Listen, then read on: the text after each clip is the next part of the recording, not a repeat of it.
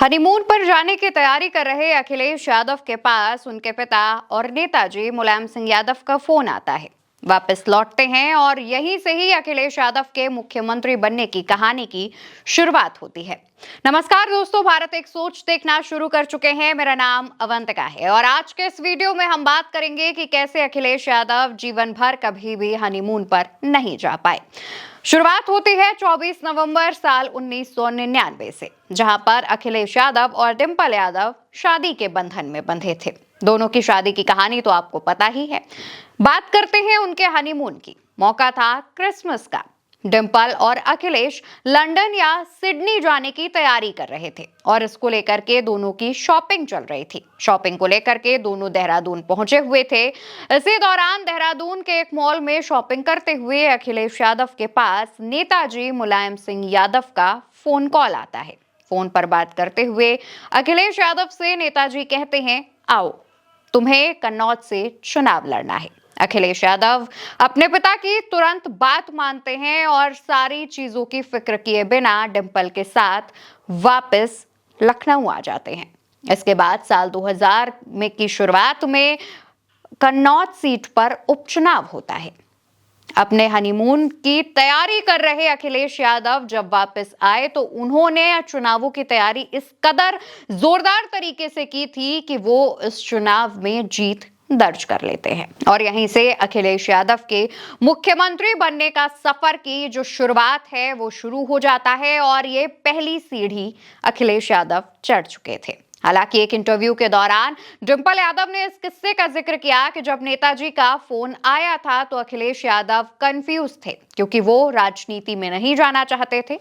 ऐसे में डिंपल ने उन्हें सलाह दी कि पिताजी जो कह रहे हैं हमें वैसा करना चाहिए, पिताजी पर भरोसा रखना चाहिए। जिसके बाद अखिलेश और डिंपल दोनों ना सिर्फ वापस आते हैं बल्कि अखिलेश चुनावी कमान संभालते हैं और चुनाव जीत जाते हैं। कन्नौज से चुनाव जीतने के बाद अखिलेश यादव अब एक नेता बन चुके थे। इसी दौरान अखिलेश यादव के राजनीतिक गुरु और समाजवादी पार्टी के बेहद करीबी रहे नेता जनेश्वर मिश्र से अखिलेश यादव की मुलाकात करते हैं। हमेशा से ही अपने वरिष्ठ जनों की इज्जत करने वाले अखिलेश यादव जनेश्वर मिश्र के पैर छूते हैं। इस पर जनेश्वर मिश्रा उनसे कहते हैं कि अब आप एक बड़े नेता बन चुके हैं, ऐसे में अब हर मौके पर किसी के भी पैर छूने की आदत से बचना चाहिए।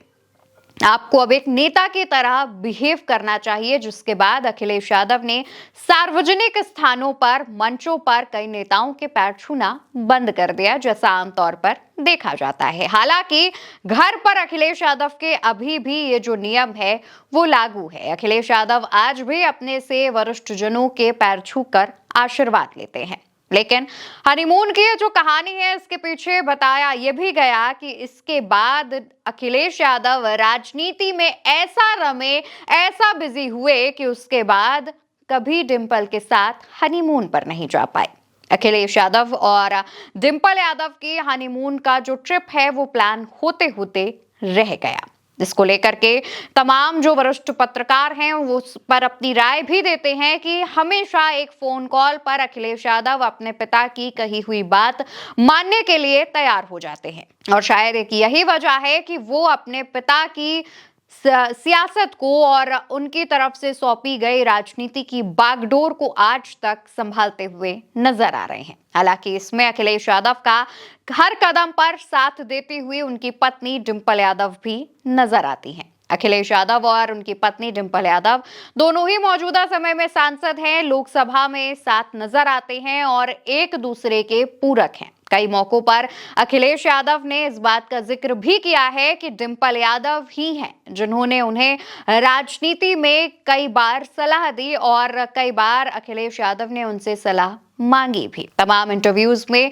डिंपल यादव ने यह भी खुलासा किया कि अखिलेश यादव राजनीति में ना आकर के कुछ अलग करना चाहते थे, कुछ बड़ा करना चाहते थे, लेकिन उनके पिताजी नेताजी मुलायम सिंह यादव चाहते थे कि बेटा उनकी विरासत संभाले और उनके बेटे ने यानी अखिलेश यादव ने वैसा ही किया। हालांकि दोस्तों, हनीमून की ये कहानी बहुत सारे लोगों को पता नहीं है। इस किस्से के बारे में बहुत सारे लोग जानते नहीं हैं कि कैसे एक फोन कॉल पर अखिलेश यादव सारी ट्रिप्स कैंसिल करके लखनऊ पहुंच गए थे। उनकी लव स्टोरी के बारे में तो सब कोई जानता है, उससे जुड़े किस्से सभी को पता है, लेकिन इस किस्से के बारे में चर्चा बेहद कम होती है।